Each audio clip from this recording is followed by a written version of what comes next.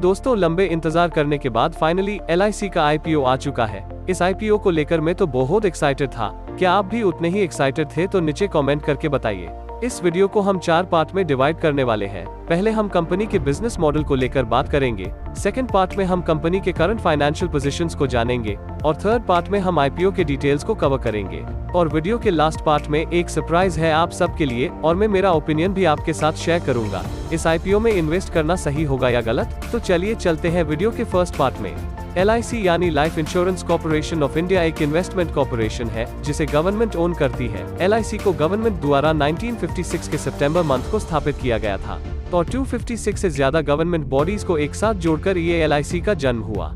LIC के पास आज की डेट में 2 लाख से भी ज्यादा एम्प्लॉइज है और एजेंट की अगर हम बात करें तो LIC के पास 15 लाख से भी ज्यादा एजेंट है और 30 करोड़ प्लस पॉलिसीज, जो कि वाकई में एक बहुत अच्छा नंबर है जिससे एक पॉलिसी होल्डर को ह्यूज वैरायटीज मिल जाता है। कंपनी के पास आज की डेट पे टोटल 64.1% मार्केट शेयर है पूरे इंडिया के अंदर और जैसे स्क्रीन पे दिए गए डाटा पे देख सकते हैं बाकी प्राइवेट कंपनीज कितना पीछे है LIC के मुकाबले। लेकिन ऐसा क्यों? इसके पीछे 2 कारण है।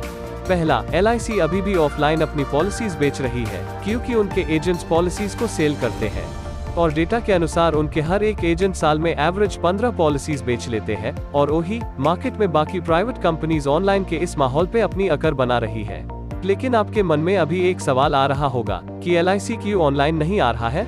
दोस्तों, अगर LIC अपने पॉलिसीज को ऑनलाइन बेचना स्टार्ट कर देंगे तो उनके 15 लाख से भी ज्यादा एम्प्लॉइज बेरोजगार हो जाएंगे और कंपनी ऐसा नहीं चाहती है क्योंकि उनके एजेंट्स ने ही आज कंपनी को इस पोजीशन पे खड़ा किया।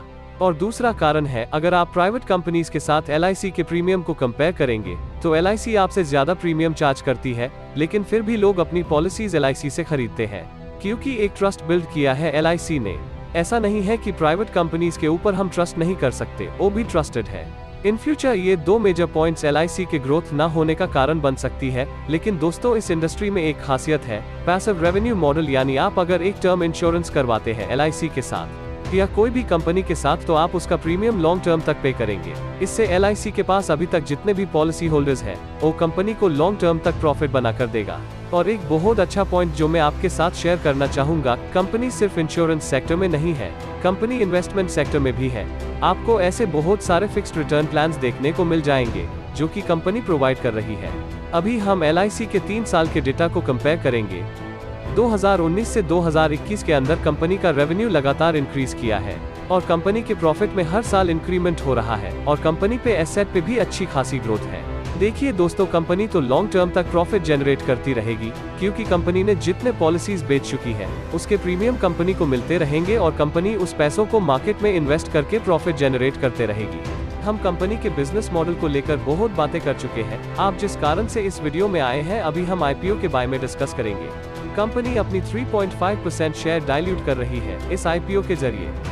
इस IPO का टोटल साइज है 20,000 करोड़ के आसपास और कंपनी 6,07,000 करोड़ की वैल्यूएशन पे अपनी शेयर डाइल्यूट कर रही है। इस IPO का जो प्राइस बैंड है 902 से 949 रुपए के बीच में और 4 मई से लेकर 9 मई के बीच में आप अपनी बिड प्लेस कर सकते हैं। और 15 का लॉट साइज है। आपको हमेशा अपर प्राइस बैंड पे अपनी बिड प्लेस करनी चाहिए, तभी आपके अलॉटमेंट होने के चांसेस बढ़ जाते हैं।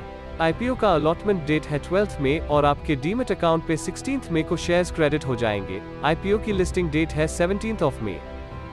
और अब हम आ चुके हैं वीडियो के लास्ट पार्ट में। अब मैं उस सरप्राइज को रिवील करूंगा जिसका आपको बेसब्री से इंतजार था। दोस्तों, इसमें रिटेल, एम्प्लॉय और पॉलिसी होल्डर के लिए डिस्काउंट रखा गया है। रिटेल कैटेगरी के अंदर आपको 45 रुपए पर शेयर के हिसाब से डिस्काउंट मिलेंगे और पॉलिसी होल्डर को 60 रुपीज पर शेयर पे डिस्काउंट मिलने वाली है। अगर आप मेरी ओपिनियन जानना चाहते हैं इस IPO को लेकर तो मेरा राय ये है, इस IPO में आप लिस्टिंग गेन और शॉर्ट टर्म प्रॉफिट के लिए इन्वेस्ट कर सकते हैं।